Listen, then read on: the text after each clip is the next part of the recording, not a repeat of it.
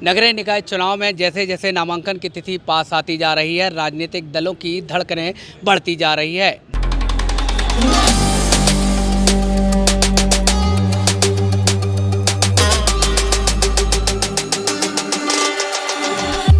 प्रमुख राजनीतिक दल चाहे भाजपा हो या कांग्रेस, सभी डैमेज कंट्रोल करने के लिए आगे आ चुके हैं। देखिए, कांग्रेस पार्टी के द्वारा प्रदेश स्तर पर, जिला स्तर पर, ब्लॉक स्तर पर इस तरीके की समितियों का गठन किया जा रहा है। निसंदेह जब नगरीय निकाय के चुनाव होते हैं तो कार्यकर्ताओं में बड़ा उत्साह रहता है और कांग्रेस के कार्यकर्ताओं में और अभी अति उत्साह है, क्योंकि जिस तरीके से भारतीय जनता पार्टी के क्रियाकलाप इस प्रदेश में रहे, किस तरीके से अर्बन बॉडीज़ को इनने डैमेज करा है, किस तरीके से चुनाव को टालने का काम करा है, जब इनकी नगर सत्ता रही किस तरीके से भ्रष्टाचार करा है, ये तमाम जो मुद्दे हैं ये आम जनता में जनचर्चा का विषय हैं और आम जनता जो है वो बड़े पैमाने पे मन बनाई है कि भारतीय जनता पार्टी की नगर सत्ताएं इस प्रदेश में ना आए।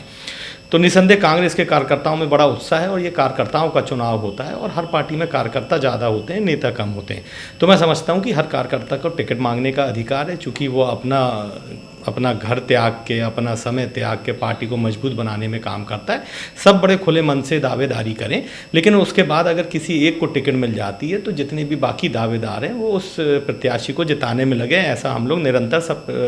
टिकट के दावेदारों से बोल रहे हैं। उसके बाद भी हमारे जो वरिष्ठ नेता हैं उनकी निगरानी में समितियाँ बनाई जाएंगी, जिनको हम टिकट नहीं दे पाए हैं उनसे वो वरिष्ठ नेताओं के माध्यम से बात की जाएगी। और मैं समझता हूँ इस तरीके की बगावत होने की स्थिति वर्तमान समय में कांग्रेस पार्टी में दिखती नहीं है। मैं आपको एक बात बताना चाहता हूं कि भारतीय जनता पार्टी का परिवार लगातार बढ़ते जा रहा है और राजनीति में हर आदमी की महत्वाकांक्षा होती है।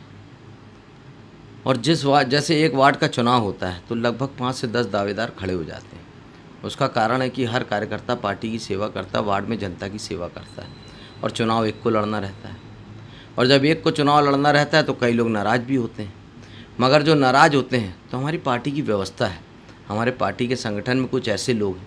जो जाके हमारे कार्यकर्ताओं को समझाते हैं और लगातार इस बात का प्रयास किया जाता है कि कोई किसी प्रकार से निर्दलीय चुनाव ना लड़े और कोई पार्टी का विरोध ना करे।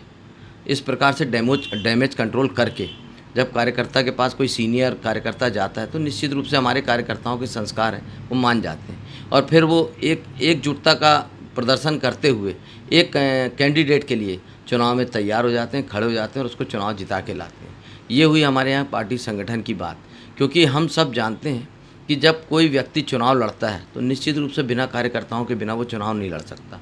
और भारतीय जनता पार्टी को जो मैंने आपको बता चुका हूँ कि बहुत बड़ा परिवार हो गया है, तो हर आदमी की जब इच्छा होती है तो इस बात को लेकर हमारे यहाँ जो सीनियर कार्यकर्ता हैं, जो पार्टी के प्रभावी लोग हैं, वो जाके उनको समझाते हैं और लगातार इस बात का प्रयास किया जाता है कि सब मिलकर चुनाव लड़ें ताकि भारतीय जनता पार्टी की उस वार्ड से जीत हो।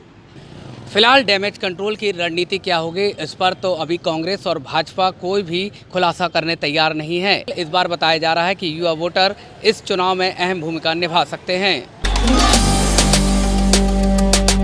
फिलहाल देखना यह है कि पार्टी यह डैमेज कंट्रोल कैसे रोक पाती है।